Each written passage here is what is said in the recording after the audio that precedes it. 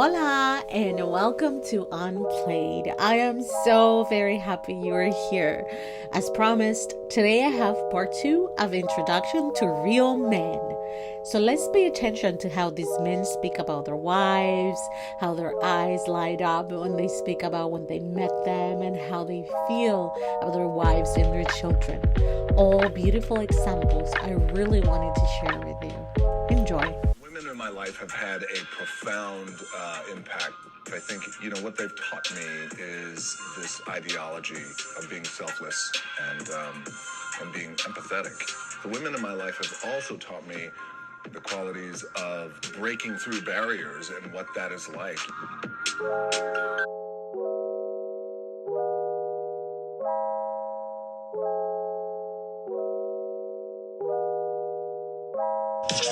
When I was younger, I heard this phrase, which was, anybody could be a dad, but it takes somebody special to be a father, and I always wanted to be a father.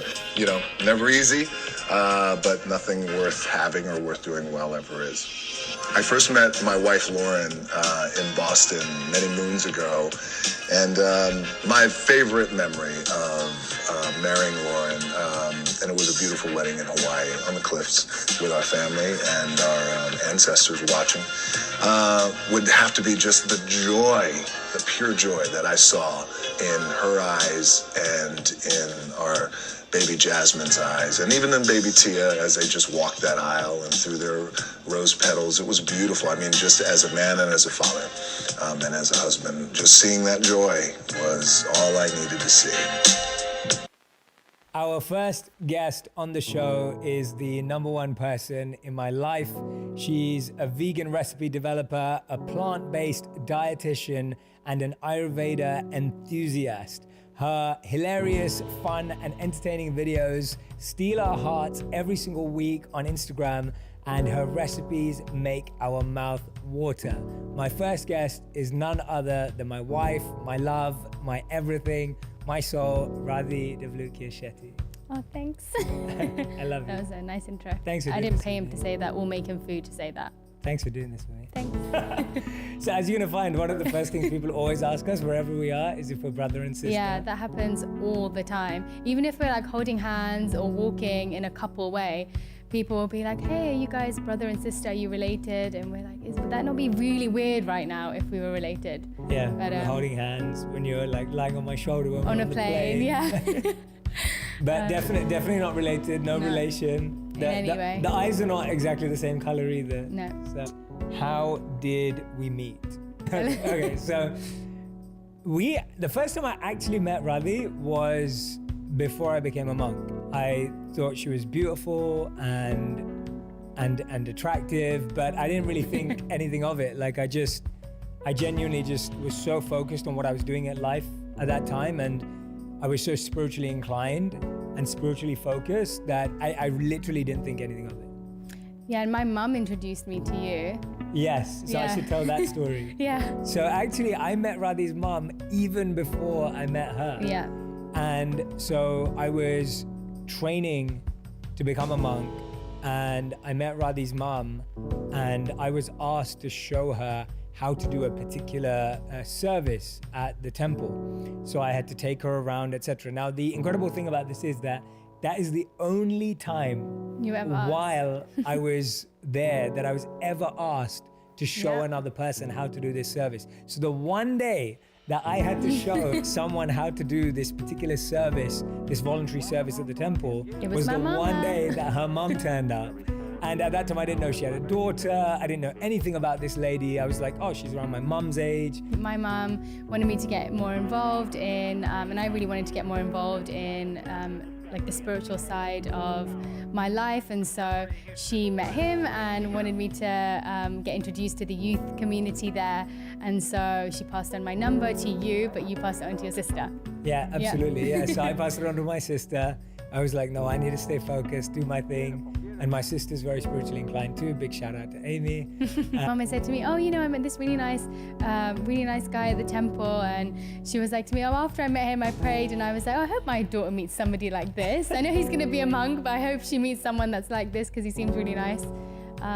Little did he know what was going to happen. I know. time. I'm the one who remembers all the dates. I'm the one who remembers everything. Yeah, I don't remember anything. I barely remember things that happened like 2 years ago. And then when I left being a monk, his sister would talk about him with so much love and affection, and he treats her like she's his baby. No matter how old she gets, she's literally like his baby. And I used to see like conversations between them. I used to be like, oh my gosh, she's so sweet. Like, he's so sweet, even though he's gone off being a monk, but he was still really, really caring and loving towards his sister and his family.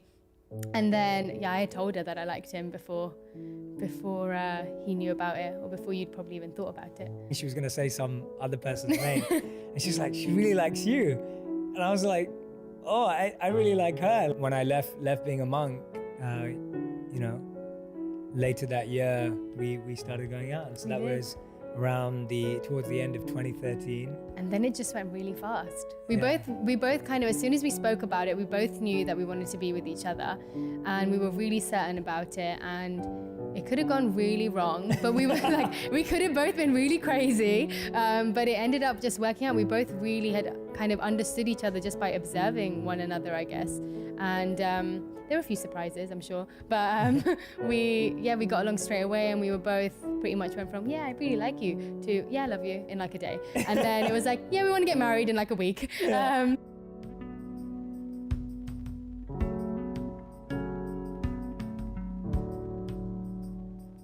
you so much for joining me today. Yeah, but I think it's always good because as the relationship goes, you get better at it. So now we have more experience than ever. I feel like you do No, because it may seem like very, I don't know, like egocentric to talk about like that we have a good relationship, but a great relationship. But I think it's important because a lot of people, if they look up to us and they ask us that question, it's like, you and Mimi, you guys seem so effortless. You have this great relationship. You work together. You travel together. You do all these fun things together. But you also, went through the struggle together. And it just, a lot of people ask us, how do you guys do it? Mm-hmm. So Mimi's like, let's make this relationship video because it can help a lot of people out. So I'm like, cool. It would be good to even tell quickly the story of how we met. So I got promoted to this bank. And before I even moved to the bank, one of my previous assistant managers, he said, there's this girl Mimi, she's really hot, look out for her. And I'm like, okay, cool.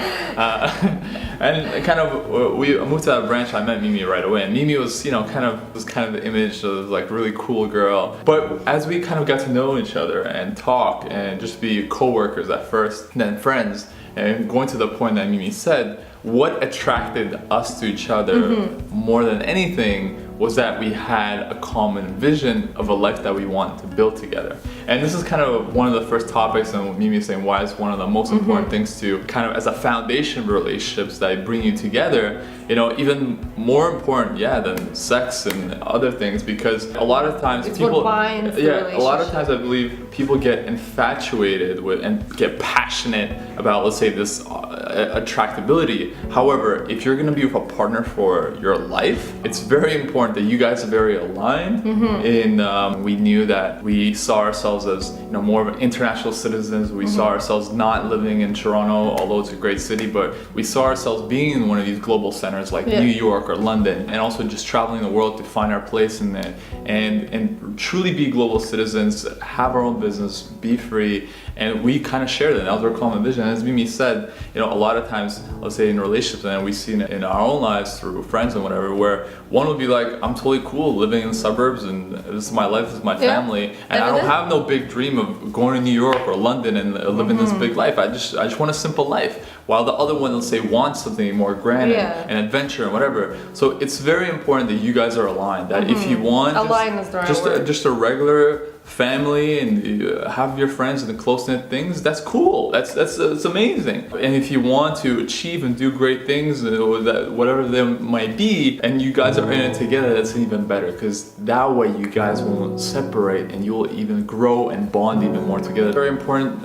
for your values, right? So even what's your spirituality like, very important. Maybe one person's really religious, another person's not religious, and you may think, it doesn't matter. It's something that we'll talk about. Respecting the other person, their beliefs and their values, and who they are as a human being. And that's why it's important to have that common vision, common values together, because that's what will make a seamless, effortless relationship, because you guys won't be butting heads through these really big topics.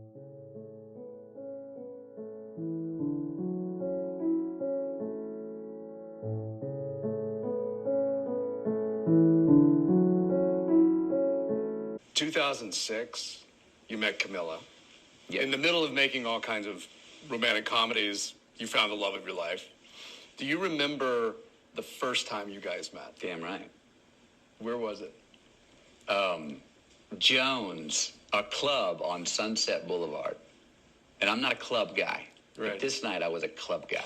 Right? And why did you go to the club that night? Who took you there? No, I went with my buddy. I was with my buddy Lance and some other friends, and we went out.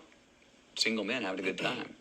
We had a great day at the beach. It was a summer. See, it was one of those summers with like every day was just like another green light. We were just everything. We were getting work done, but we were playing hard, and we were staying in shape. And it was just I was getting along with my family fine. My friends were all doing good. I think it was one of those good summers. That just you're like, oh, this needs to just keep going.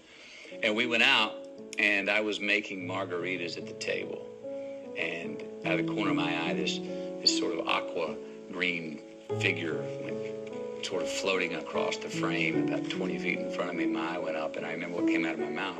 I said, who is that? I went, what is that? And then that went and sat down, and I tried to get that's attention. And as I was trying to get that's attention across the room, it went in my head. I was like, this is not the kind of woman you call over across the room, McConaughey. Get your ass out of the chair and go get her, which I did. You were spoiled by that point. No, I was just oh, yeah. Come on. I was trying to wave her over. And I was offering good margaritas, and I could make a good margarita. So I went over and I asked her her and her friends to come sit down, which every man should know that's a good thing to do, invite the friends, and that's the way they'll come on their own, which she did. And she spoke Portuguese over the loud music, and I spoke and understood. I understood Portuguese better than I've ever understood her in our 9 years of dating. I also spoke the best Spanish I've ever spoken, which was close enough to Portuguese that night to be the international language of love. And why do you think that was the one? There were beautiful women were around you all the time, and for many, many years have been very interested in you. What was the chemical reaction that you had? Well, I mean, I believe two things, and before I go to chemical reactions, which I don't know if I'll share those.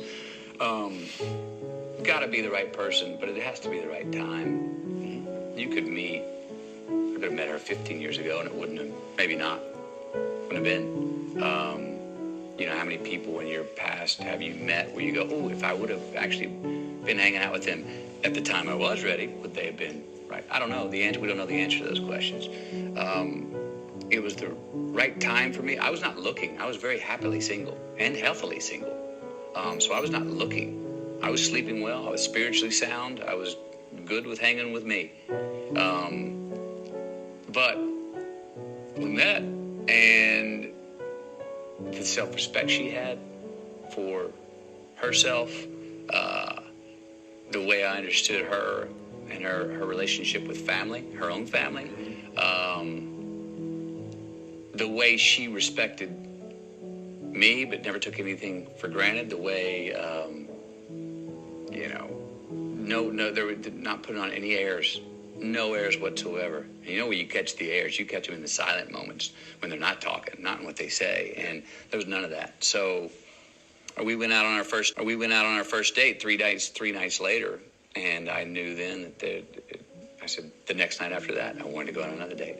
The next night after that I wanted to go on another date, and I've been wanting to go on a date with her for the last 9 years, and not with anybody else.